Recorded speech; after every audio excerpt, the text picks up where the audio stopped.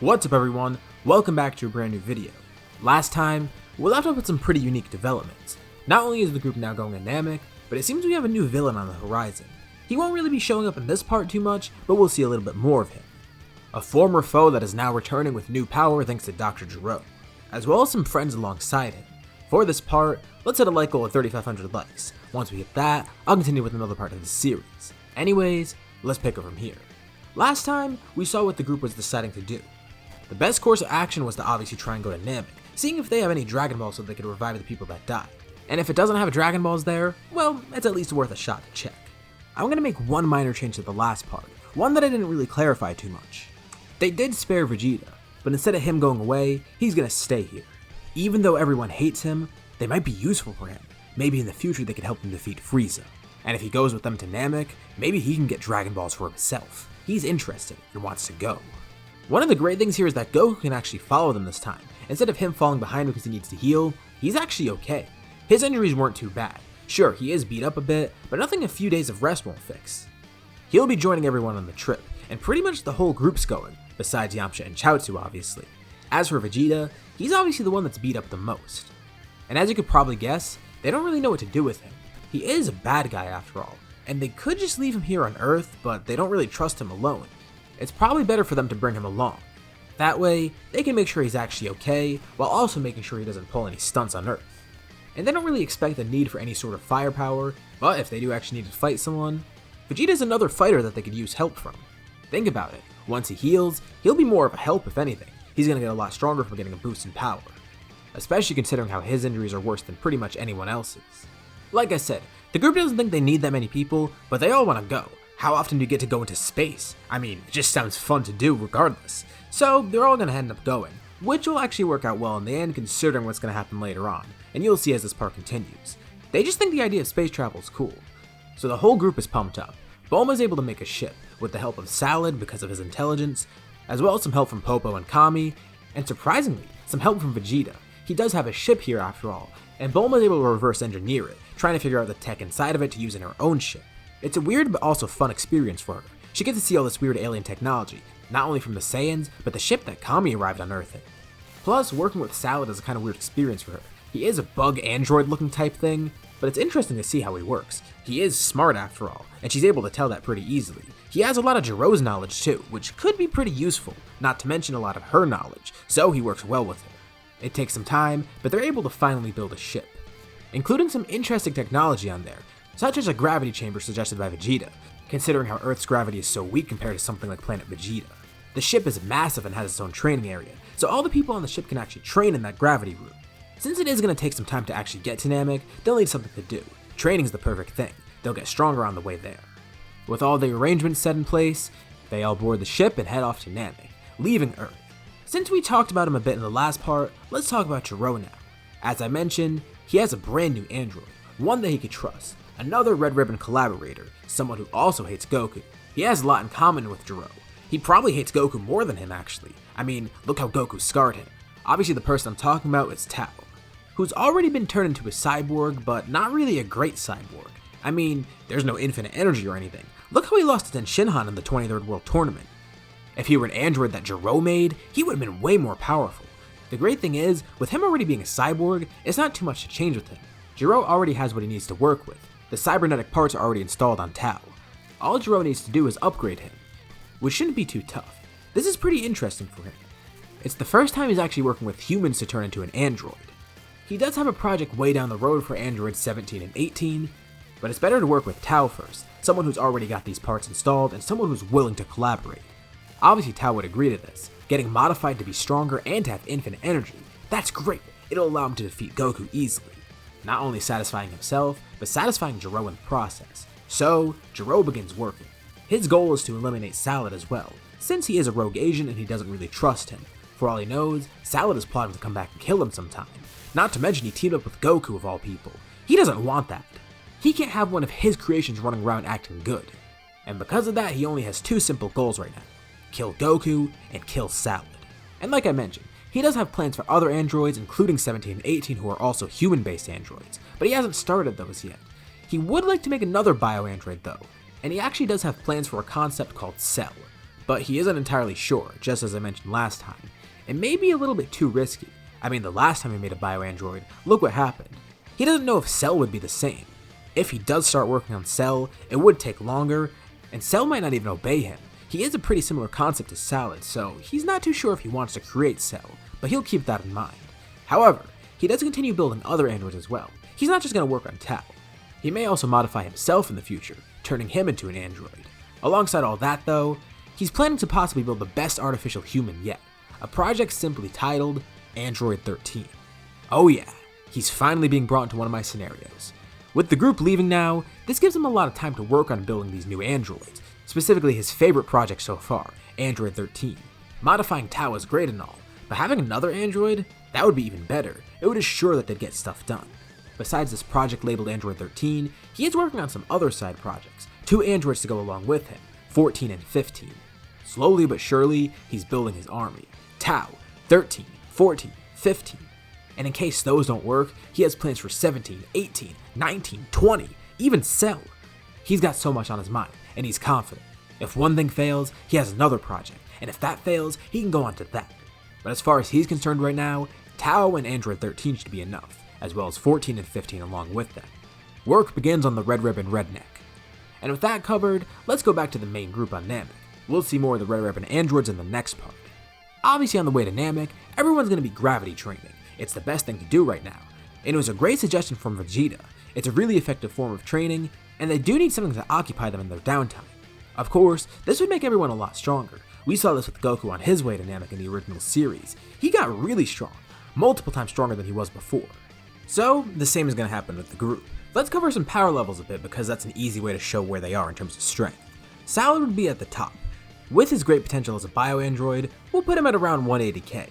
I know he's based on my character and he's kind of a self-insert, but I promise I'm not doing it to show favoritism. It's just because he's a bio-android, and realistically, if he were training, he would be like this. And to be fair, I could make him way more overpowered than he is. But I think this is fair, so don't judge me, don't judge me. That little tangent aside, for Goku, he's at 150k, the second strongest of the group. Vegeta would be around 100k. Since he's injured, he wouldn't be doing too much training, but having a Zenkai boost would help him grow. As for Piccolo, he's at 80k, with Gohan close behind at 60k. The humans are also a lot stronger than normal, but they're the weakest of the group. Tenshinhan and Krillin are both at 30k, with Yamcha at 25k, thanks to all his training on King Kai's planet. He's there with Chaozu, who's at around 9k. Yeah, they're not going to be involved in this part, but let's cover them anyways. Throw them a bone so you guys know what they're up to. They're not just waiting there in Otherworld doing nothing. And yeah, that seems pretty weak, but considering how strong Yamcha is in the main series, this is actually way better than where he was at this point. After some more travel time, the group finally arrives on Namek. But when they get there, they notice something weird out in space. There's other ships flying around, and Vegeta then realizes they must have been tracked somehow. They were working with the Frieza Force technology after all to make their ships. And he begins to realize they may have actually forgot about something. Maybe one of the technologies had some sort of tracker in it. No, that actually isn't the case. Salad and Bulma knew that this may be an issue, so they made sure to remove any sort of tracking devices.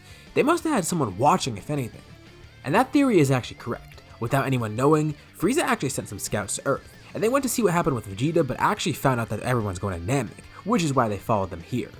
Right now there's only a few different ships here, but regardless, this means Namek is now under siege because of them, and they know they need to stop it, also feeling bad because they led everyone here. The group begins by splitting up. Vegeta goes with the humans, Salad goes with Piccolo, and Goku goes with Gohan. 3 groups should make it easier to find the Dragon Balls, but if they encounter any Frieza Force members, they could easily defeat them as well in groups. Everyone is easily able to wipe out these soldiers after all. I mean, think about how strong they are compared to everyone here. They're really weak, so it's not really too much of an issue. Even the Namekians are joining in to help. I mean, it is their planet after all, and they don't know why these people are here, but everyone explains. And the warrior Namekians are obviously going to fight for their planet, joining these other people. They accidentally started a rebellion against the Frieza Force, and Vegeta is loving every second of it. This is amazing. It's exactly what he's wanted all this time, and maybe they can finally cause the downfall of Frieza, even if it's inadvertently capping it. The group does feel bad though, as I mentioned before. They think they led Frieza's army to this planet. Vegeta mentions this to one of the Namekians as they're fighting Dodoria, and it's good because Dodoria retorts by saying they were actually spying on everyone. They were going to come to this planet regardless. Frieza's known about the Wish Orbs for a while, even if they were just a rumor at that point, and he has had his eye on this planet for a while. If it's any consolation, he tells Vegeta they would have attacked this planet anyways. Vegeta and his pals just caused them to come here earlier. But Zarbon tells them it doesn't matter. They're gonna die regardless. Whether or not they came here now or later, it doesn't matter. Too bad for him though, because right after he finishes this sentence, Vegeta one-shots both of them. So much for all that bravado. A lot of Frieza's crew is getting wiped out. There's only a couple people left. The Ginyu Force who aren't here yet, and Frieza himself. With all these developments, of course Frieza's gonna decide to send the Ginyu Force in. But there is an issue with that. While there are people that would love to fight strong fighters like this, two of those people are Piccolo and Salad. And even though Salad does have some Saiyan DNA with him, those two are a lot more methodical. They see these space pods arriving and decide maybe it's best to destroy them before they even get onto the planet. Yeah, it would be a challenging fight, but why go through that effort? They could just kill them now. The two sent a couple blasts into space, and before the Ginyu Force even gets into the atmosphere, their ships were blown up, leaving them to die a cruel death in the vacuum of space. Kinda messed up. But you know what? It was a smart move, and they wouldn't have to deal with any of their weird gimmicks. And this is the tipping point for Frieza. He was already pissed, but this just makes him even more angry. They're wiping out his whole army with no casualties on their side, and they just killed the Ginyu Force with a dirty trick, not even waiting for them to arrive. I mean, it was a smart move, but still, it was dirty. He'll fight them if he needs to then. And his first targets will be the people that killed the Ginyu Force, Salad and Piccolo. He arrives on the planet, looking around to see where they are. The rest of the group senses this too. With Frieza's huge power, they know he's here. Goku's group, Vegeta's group, and all the Namekians decide to head over there, giving Piccolo and Salad some support. Vegeta's amazed. This may actually work. They destroyed all of Frieza's army, and the only person left is him. King Cold is somewhere out in space, and it seems like he may arrive sometime soon, but as for now they could just defeat Frieza. He's still unsure, but they might actually be able to pull it off somehow. Hopefully things end up well for them. Frieza can tell he's gonna have some fun. His scouter's going haywire. Everywhere he detects power levels, there's dozens of people fighting against him. Namekians, Earthlings, even Saiyans. But even though he's way outnumbered, he doesn't feel that he's outmatched. His pure strength should be more than enough. Not to mention, his anger's gonna help guide him. Before encountering Frieza, it's important that the group gets back to full health. They're not sure if they want to use their Senzu beans just yet, but luckily they don't have to. Obviously there's a lot of Namekians able to heal. And guess where they are? Planet Namek. So they have a lot of them in abundance. Everyone's able to get healed. Obviously, the humans and Piccolo won't grow stronger from being healed, but as for the Saiyans and for Salad, they actually will be. After fighting all these people, they are a bit worn out and a bit injured. So they're not going to get a massive boost in power, but it's still going to be noticeable, considering how long they've been fighting and how aggressively. Let's do another brief coverage. Salad would be at 300k, Goku would be at 280k, Vegeta would be at 250k, and Gohan would be at 150k. Really great boost for all of them, especially someone like Gohan who was one of the weakest in the group before. Salad's got a great boost too, even stronger than he was before. Goku's also closing the gap between him and Salad. Even though he hasn't really known Salad for too long, the two of them have a really nice rivalry now. The time spent on the ship was enough to cement that, and the two are having fun keeping this up. And Goku technically is the stronger one here because he has Kaioken. His base is weaker than Salad, but once he actually goes into Kaioken, he'll be a lot stronger. Vegeta's also proud of himself too. He is catching up to Goku after all, trying to get ahead of him like he once was. But that's not the important thing right now. The main thing is that they need to defeat Frieza. They're amazed at their new strength and they hope this will help, but they're still not too sure. They fly over to where Piccolo and Salad are, finding other Namekians along the way. The Namekians were the first to arrive, at least some of them. They're willing to do anything to defend this planet. They'll die if they need to. They can always repopulate. It's easy, and it's important to defeat Frieza and preserve this planet and the universe. Frieza threatens everyone, not just Namek after all. And even if they may die in a struggle against him, it'll be worth it. The warriors are ready to put their lives down, just like the Earthlings are. But more importantly, they have a better strategy. Why not fuse into one strong warrior? Making the ultimate Namekian fighter. If they all fuse together, they'll have a better shot against Frieza, creating a fighter with strength unlike any other. And they have the perfect vessel right there, Piccolo. He's the strongest Namekian, and if other Namekians fuse into him, they think they'll stand a chance against Frieza. Even with the humans being stronger, and with the Saiyans getting another great power boost, they want to be entirely sure that they can defeat Frieza. But then Piccolo brings up an interesting point. He completely forgot. Wait, if they could fuse into him, they could also fuse into Salad too. He is part Namekian after all. The Namekians are surprised to hear this. They knew he was a bio-android, but part Namekian? Interesting. With this DNA in him, he may be able to fuse. I mean, Piccolo's seen him use other Namekian techniques, regeneration, being able to stretch his limbs, whatever. Not to mention with Salad's amazing potential, he could probably get a huge boost in power from Namekian fusion. Not to mention he is the strongest of the group right now, disregarding Goku who has Kaioken. Piccolo would fuse into him, but if they did that, they'd lose Kami and the Dragon Balls on Earth, If anything, he should wait to reunite with Kami once he goes back there. It's better to have 2 warriors than 1 anyways. So he's not going to fuse into Salad. Instead, the Namekians decide they're going to split up, each of them fusing into Piccolo and into Salad. They first start with Piccolo, and he sees an amazing boost in power. Namekians keep fusing into each other and then into Piccolo, and he can't even comprehend the strength that he's feeling. All these warriors within him, they're granting him power and strength unlike any other. It just makes him even more confident.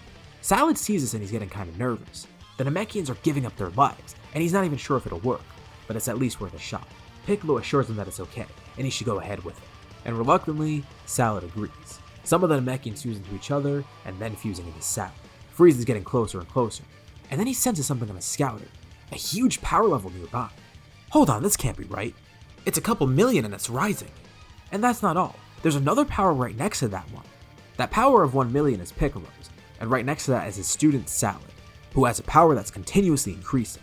But something's changing. Piccolo notices. Salad isn't just growing stronger. He's starting to morph into something else. He begins glowing. Wait, is he transforming? Then Piccolo realizes this must be it. Inadvertently, through Namekian fusion, they may have helped him get closer towards perfection. He's not entirely sure that this will bring him right towards that, but he knows for sure that this will be a step up. Frieza continues flying over, and just as he's about to land, his scouter explodes. A brilliant flash of light covers the area. Everyone else sees it too as they're flying over. And with that, we'll leave off here for now. So, what did you guys think about this part? What do you think will happen next time? And what do you think Salad's transformation will be? Do you think they'll be able to defeat Frieza? Leave your thoughts and suggestions in the comments below. I'll be sure to check them out to see what you guys think. As always, if you liked the video, be sure to drop a like. And let's try to hit that like button from the beginning of the video so we can get another part of this series. If you haven't already, why not subscribe? As well as hitting the bell icon to get notified about any future parts of this What If, or any other videos that I upload on my channel. Anyways, thank you all for watching, and I'll see you all in my next video.